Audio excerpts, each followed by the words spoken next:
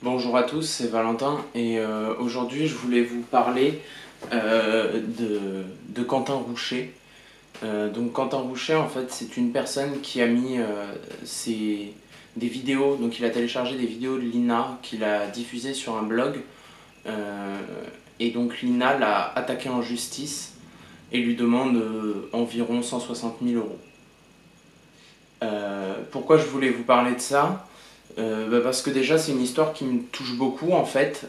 Quand on regarde les vidéos de Quentin Roucher, une vidéo notamment, il montre le dossier en fait qui a été constitué par Lina contre lui pour un blog qu'il a mis environ 2 jours à créer. Donc félicitations Quentin, moi je voulais te féliciter parce que tu as réussi en fait à leur faire perdre une quantité d'énergie juste hallucinante. Euh, je trouve que leurs considérations sont particulières. Euh, je me demande, enfin, je me demande vraiment s'ils ont du temps à tuer ou s'ils ont des stagiaires à faire travailler pendant le mois de juillet et d'août. Parce que franchement là, voilà, le dossier qui a été constitué contre lui fait pas loin de 300 pages. Euh, c'est gênant quand même. C'est gênant. Donc moi je me demande en fait quel est votre travail, Lina. C'est de protéger vos petits trésors dans une logique en plus qui est une logique stalinienne presque. Ce que je veux dire, c'est que vous vous accaparez les moyens de production et vous accaparez les choses qui ont été créées pour en tirer un bénéfice financier par des gens qui vont vous payer. C'est très intéressant. Il y a autre chose qui m'a marqué parce que du coup je suis allé voir un peu ce que vous faisiez, Lina.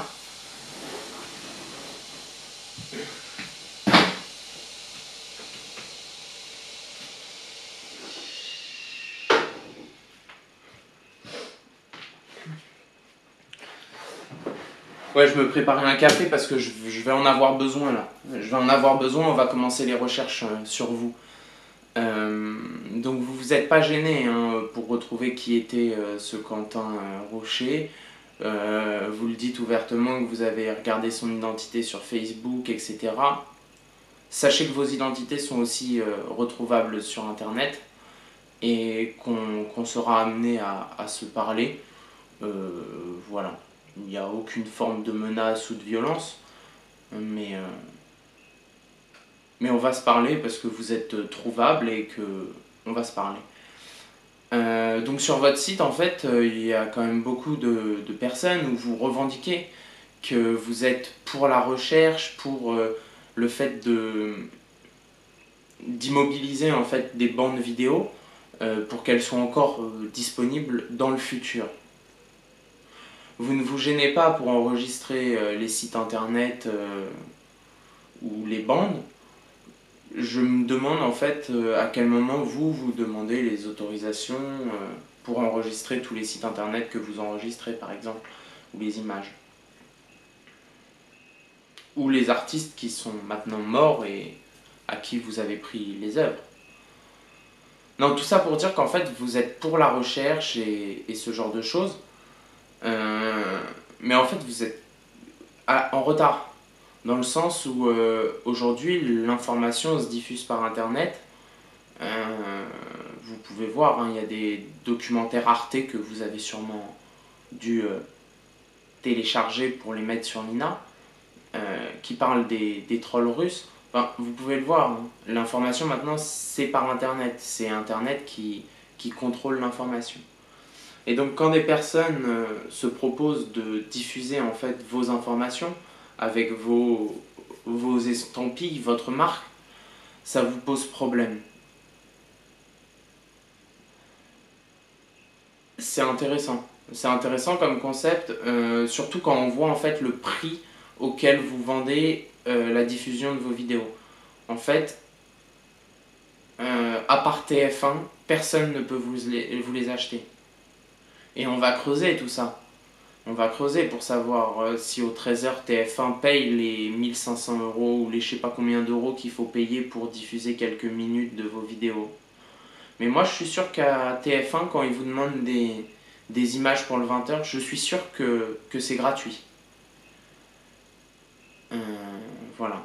Donc, donc vous êtes pour la création en fait, mais vous faites de la pure rétention pour ce qui est de l'information donc, que vous avez collectée. Vous faites de la rétention pour empêcher en fait les personnes de créer et d'avoir accès à la connaissance. Euh, voilà, vous préférez télécharger des vidéos de touche pas à mon poste pour enrichir votre base de données. Mais moi, touche pas à mon poste, ça ne m'intéresse pas. Je veux pas être devant la télé en fait. J'ai envie d'être devant vos archives d'il y a 50 ans et de pouvoir les regarder et m'élever intellectuellement et comme ça on pourra parler ensemble ensuite. Parce que vous l'avez eu cette éducation. Vous avez même sûrement moyen de payer l'amende, je pense. Donc ce qui est vraiment gênant en fait là-dedans, c'est surtout le parti pris que vous avez par rapport à la recherche et par rapport au fait que vous avez envie que vos bandes soient disponibles pour faire de la recherche, pour faire des études sociologiques, sociales de ce qui a pu se passer dans le passé en fait. Mais cette recherche, elle n'est pas faisable en fait. Est-ce que vous vous rendez bien compte que cette recherche n'est pas faisable? Non, parce que, je veux dire, quand on est étudiant, on a une carte de bibliothèque étudiante, on a accès à toutes les bibliothèques, donc on a sûrement accès à vos bases de données. À vous, l'INA, qui est un organisme public. Mais en fait, ces bases de données, tout le monde n'y a pas accès. Donc vous êtes content, vous l'avez privatisé, vous en faites vous gagnez vos deniers grâce à ça. Maintenant, est-ce qu'il est légitime d'empêcher certaines personnes de faire les recherches en fait qui voudraient réaliser? Et non en fait, non. Il vous faut de l'argent pour ça. Donc c'est une démarche qui est profondément malhonnête. Et je pense très franchement que si vous souhaitez que votre organisme perdure, il va falloir changer de business model en fait. Il va falloir vraiment changer de business model. Parce que tout ce que vous vendez, en fait, ça vous appartient pas. Alors oui, ça vous appartient, mais c'est comme ce qu'on fait, ce qui a été fait en Angleterre par les lords, quoi. Vous arrivez devant une forêt, vous dites c'est à personne ici, vous faites rien. Hop, vous marquez votre nom, vous dites c'est à moi. C'est bien, bravo. Bravo, bravo. Je sais pas qui c'est qui volera en dernier. Sachez que vos vidéos, en fait, si on a vraiment envie, elles sont déjà accessibles. Et il y a d'autres moyens de les diffuser, dont je ne fais pas la promotion parce que je risquerais d'être attaqué en justice. Mais vos vidéos, il y a d'autres moyens de se les diffuser que par des plateformes où vous le voyez. Enfin, où c'est très voyant comme ça sur un blog. Et en fait, vous devriez réfléchir à ça.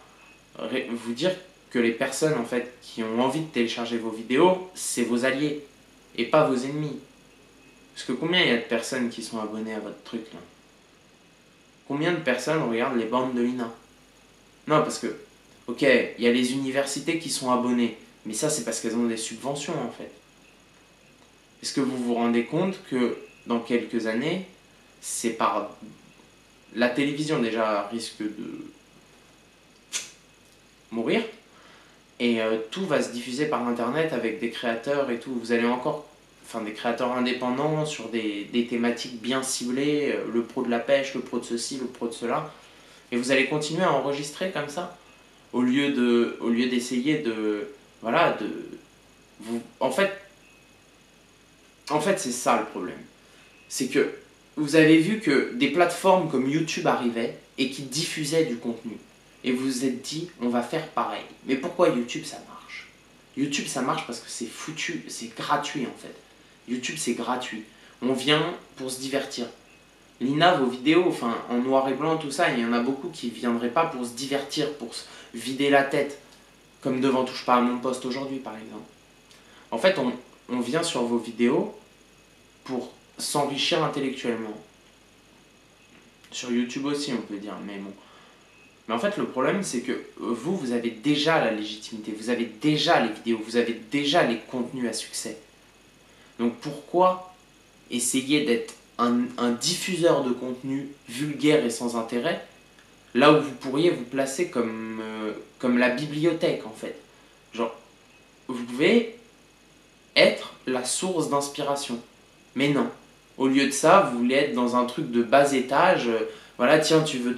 En fait, ouais, voilà, vous êtes le dealer de vidéos. Tu dis un petit peu de ça, un petit peu de ça, un petit peu de ça. Vous donnez à chacun ce qu'il veut. Alors qu'en fait, il y a des personnes qui seraient prêtes à investir beaucoup de temps pour faire des choses concrètes sur vos archives, pour ensuite poster des vidéos qui, elles, auraient un intérêt pour Internet, en fait. Parce que les vôtres, elles n'ont pas cet intérêt pour Internet. À part pour des vieux fous comme moi ou comme d'autres qui existent, mais on n'est pas beaucoup, en fait. Et souvent, les personnes comme moi, je crois, quand elles regardent vos vidéos, c'est soit pour en faire de nouvelles, soit...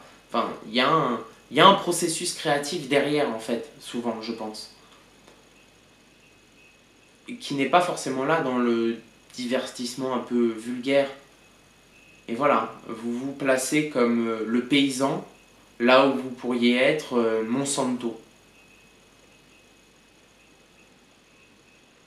Merci de votre écoute et maintenant je vais aller attaquer le café et les recherches sur vous. On se dit à bientôt.